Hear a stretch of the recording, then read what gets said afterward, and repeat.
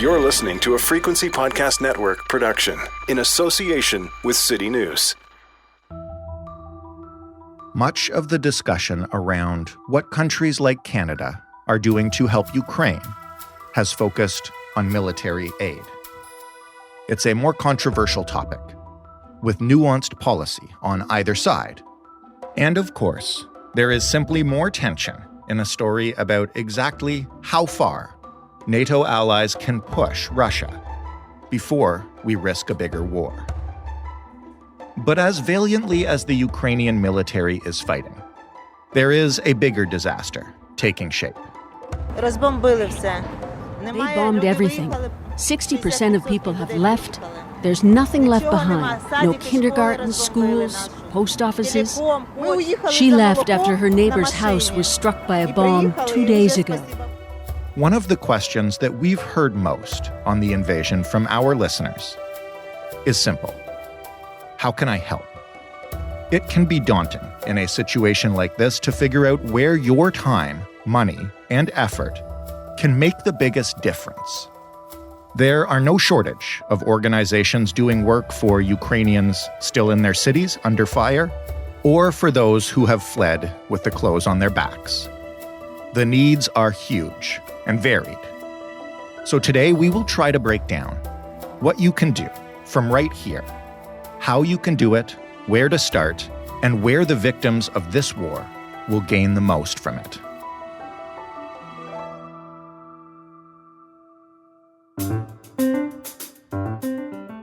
I'm Jordan Heath-Rawlings. This is The Big Story.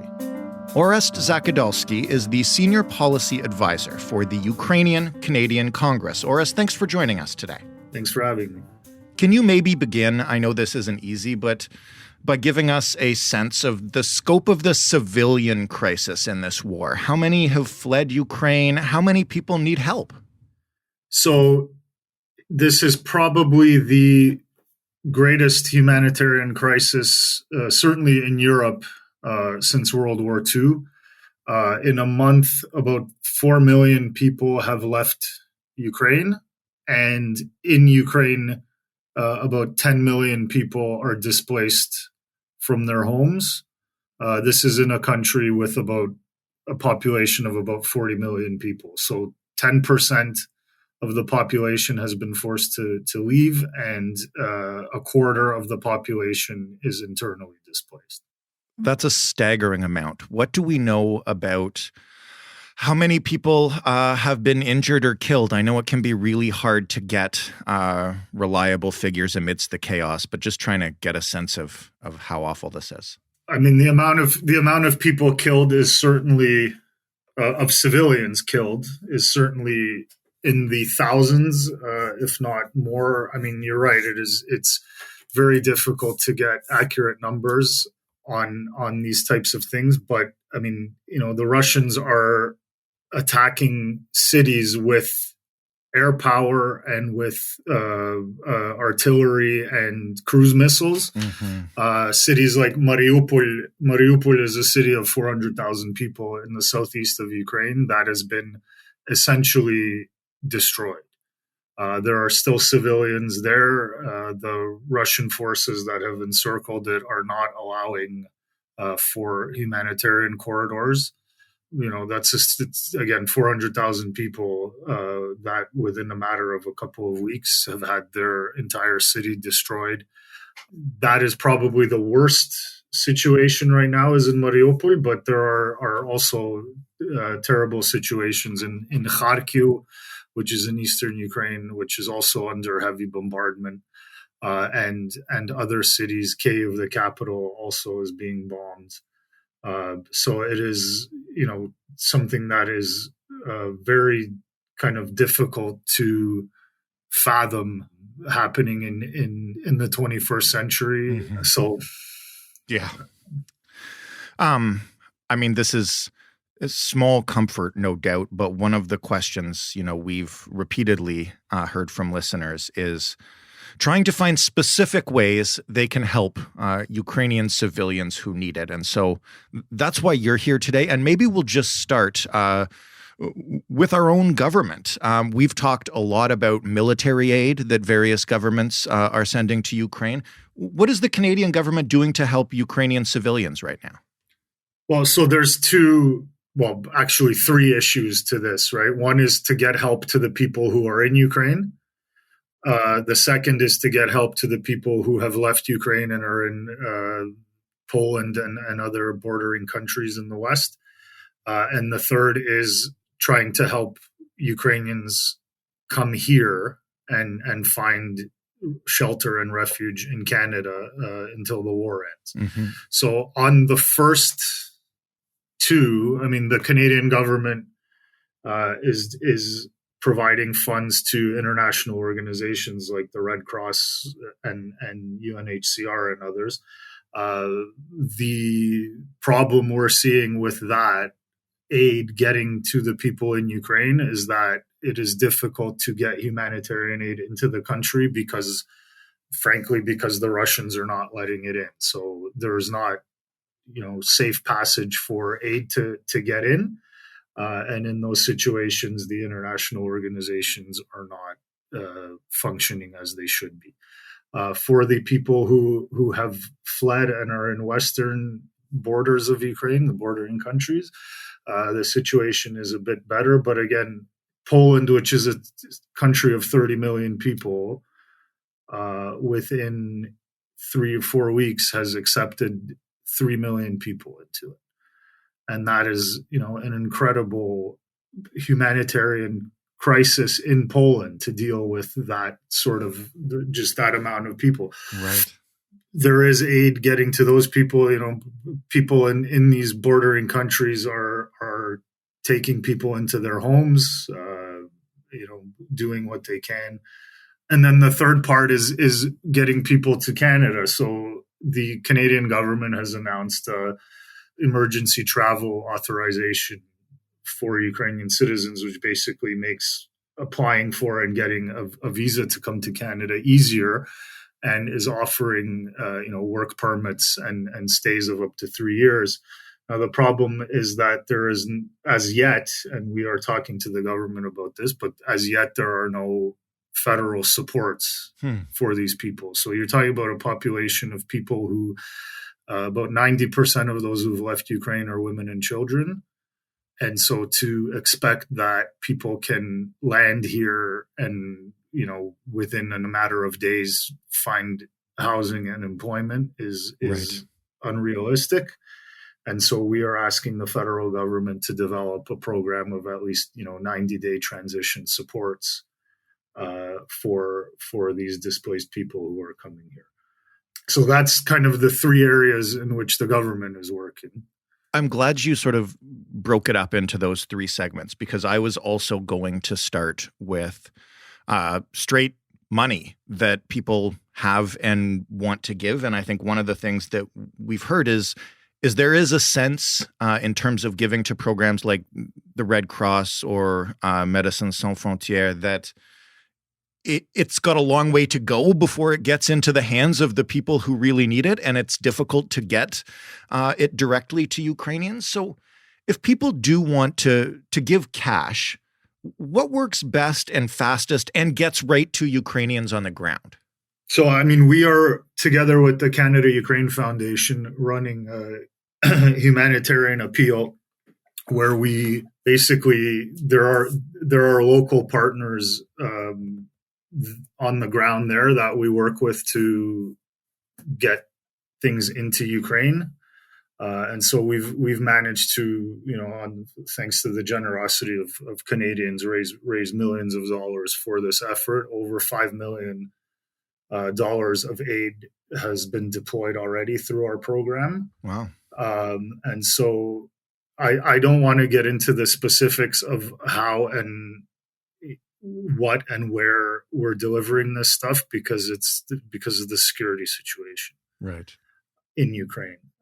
But we are delivering it with partners on the ground there, and so people can go to our website ucc.ca or the website of the Canada Ukraine Foundation, which is cufoundation.ca.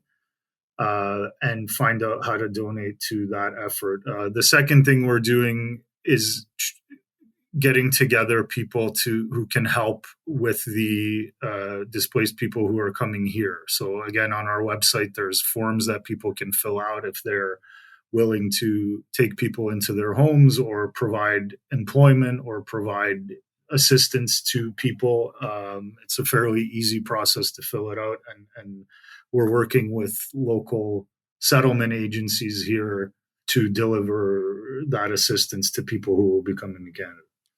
I want to talk more about that process in a minute because there's a lot to it. But first, beyond money, what about actual, goods and aid packages? I am seeing some community groups, banding together to put together packages of things that might be of use to either displaced people or people stuck in Ukraine who can't leave.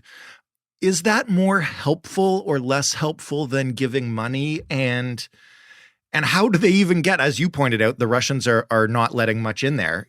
How difficult is it to get physical goods into that country rather than funds? Well, so what I would say is that, look, everything is helpful. For people who have, things they want to donate, basically find your local Ukrainian church. Okay. Or your local Ukrainian organization. And, pretty much all of them are involved in this now. So some of that is going to be for people who are coming here, and some of that is going to Poland, Romania, Czech, Slovakia, other countries where there are displaced people, and some of it is going to Ukraine. I mean, it is challenging, but not impossible to get things in. It requires some nimbleness that perhaps the larger international organizations do not have, and we fortunately do have. Right. Really, the entire Ukrainian community here is mobilized helping people. So really just find your local Ukrainian organization or reach out to the Ukrainian Canadian Congress, and we'll put you in touch with people who are helping. Like, everyone is involved in this. And, I will say that although these are very difficult times, it is truly an honor to be able to work with these people and to see how they're responding to this.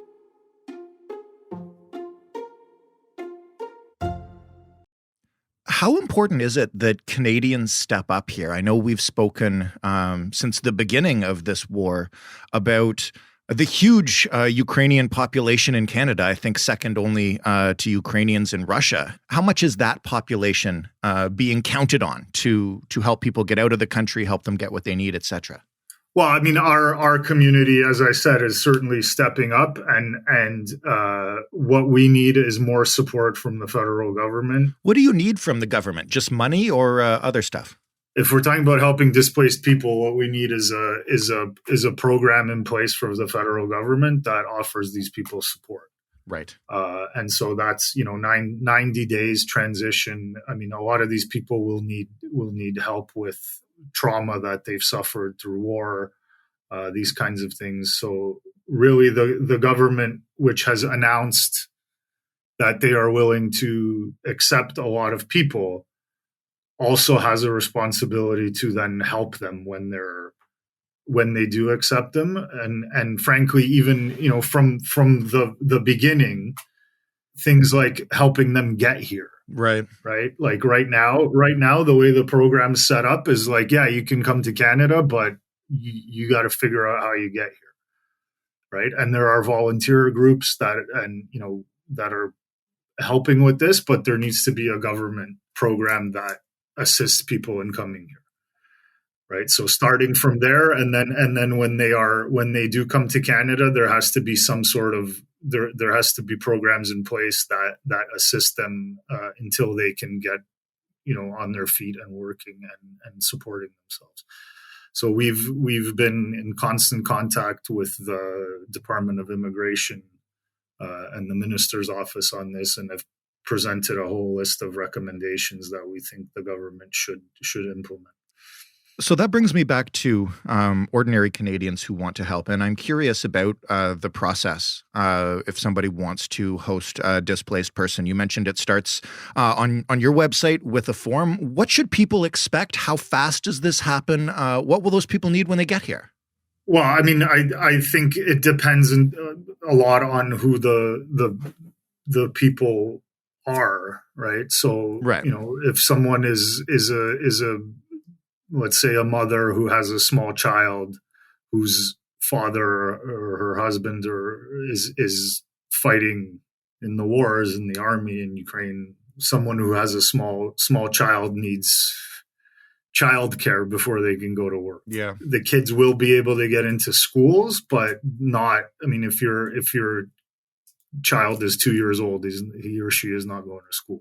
Mm-hmm. Canadians who are willing to host people, the process is basically, I mean, if you give us your information, we get it to the settlement agencies that are in your town or region. There's a check that they do, and these agencies are professionals at this and know how to do it.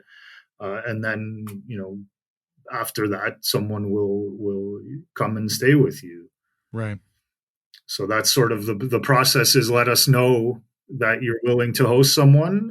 You will be contacted by a local settlement agency, and then someone will come and stay with you. You mentioned that there's not really a program to help these people get here right now. I'm also wondering if we know anything about how many Ukrainians will be coming to Canada. Is there any limit on that? Has the government said anything about, or is it just as many people as can get here will take? So the government there is no limit on the amount of people who can apply through the emergency travel authorization. We know that since the program's opened, there's apparently been thousands of applications.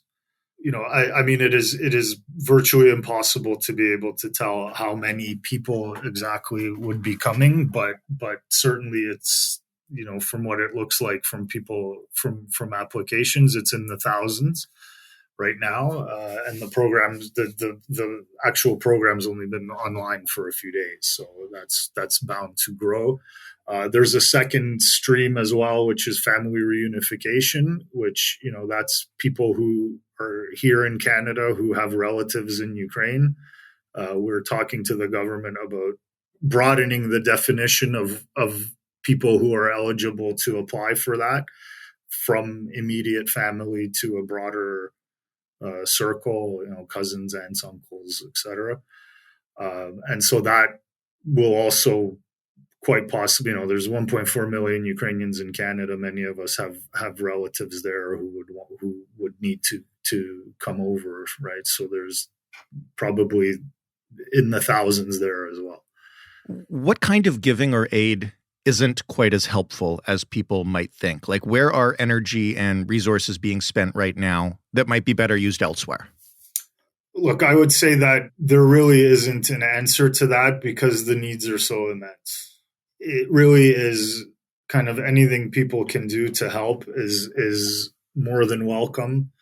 What we would ask too, though, is that when people do, when someone does decide to help, when you contact, your local church, your local Ukrainian organization, that you speak to them about what they're doing and how they're coordinating their assistance rather than kind of show up, right? Because there are so many people doing so many things that it's important to have some coordination with local organizations who are working on this. But again, look, and anything from like shipping aid, even things like we've had lawyers who are willing to do pro bono work on certain issues, right? Mm-hmm. Like there's really the spectrum of things that are needed is so broad that there really is no right or wrong thing to be doing. And we certainly welcome any and all opportunities for people to come and help out with this. That's great to hear. I want to ask just one more thing, if I could, just because hopefully at some point really soon, this war will be over. Are you guys thinking right now about how how your strategy will have to change when that happens? Will it happen? Like, what are you thinking about, if you're thinking about it at all, when the conflict ends?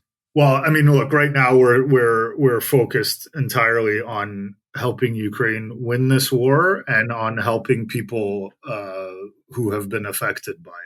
Of course. So, I mean, there is going to be an enormous amount of work that has to be done after the war is over, and after what I have absolutely no doubt will be a Ukrainian victory in the war.